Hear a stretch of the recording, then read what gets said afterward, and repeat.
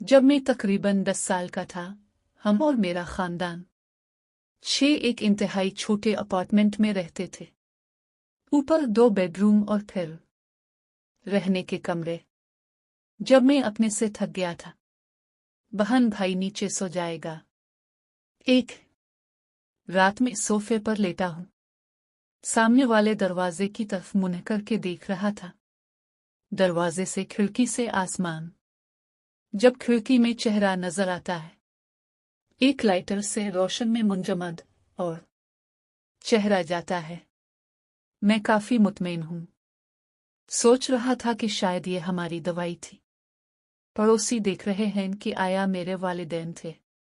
जब ये दोबारा जाहिर होता है तो फिर भी जागता है। मैं कोशिश करता हूं चीखने के लिए, लेकिन जब मैं अपने मुंह से उम्मीद करता हूं, कुछ नहीं निकला, आवाज नहीं दी। आदमी फिर दरवाजे पर लात मारता है और चलता है। कमरे में वो मुझे देखता है, मुस्कुराता है और चला जाता है बावर्ची खाने की तरफ। जैसा कि वो चाकू लेकर किचन से बाहर आता है। वालिद साहब उसे सीढ़ियां और नीचे बनाते हैं। आदमी इसे वहां से निकाल देता है। मैं अब भी सो नहीं सकता। आज तक सोफों पर आसानी से। वो अंधेरी रात थी और मैं काम से घर वापस आ रहा था। मैं थका हुआ था और मेरी वाहिद ख्वाहिश ये थी कि घर में अपने बिस्तर पर लेट जाऊं।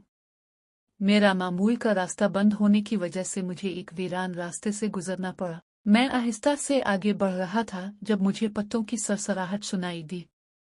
जैसा कि इस वक्त कोई भी करेगा, मैंने इसे नजरअंदाज कर दिया। जब मैं आगे बढ़ा तो मुझे एक गिरावट का सामना करना पड़ा कि मेरा पीछा किया जा रहा है। एक भूत भरी खामोशी थी। शायद ये सच था। मैं क्या करूं? मैं मरने वाला हूं, ये सवालात मेरे जहन में उभरे जैसे मैं आगे बढ़ा। अचानक मैंने सोचा कि मुझे रुकना पड़ेगा वरना ये मेरे घर आ जाएगा। मजीद सोचे बगैर मैं रुक गया। मेरे पीछे कदम भी रुक गए। मुझे अब बाद में इसका सामना करना पड़ा।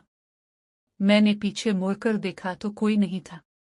मैं इतनी तेजी से भागा जितनी मेरे पांव मुझे घर तक ले जा सकते थे। घर पहुंचकर मैंने एक लंबी सांस ली। अगले दिन मैंने अपने मोहल्ले की एक बुजुर्ग ख्वातीन से मशवरा किया। तब मुझे असल कहानी का इल्म हुआ। जिस सड़क पर मैंने लिया, जैसा कि सबका ख्याल है, लनती थी। बहुत से मुसाफिर बगैर किसी सेहत की वजह के मर गए थे।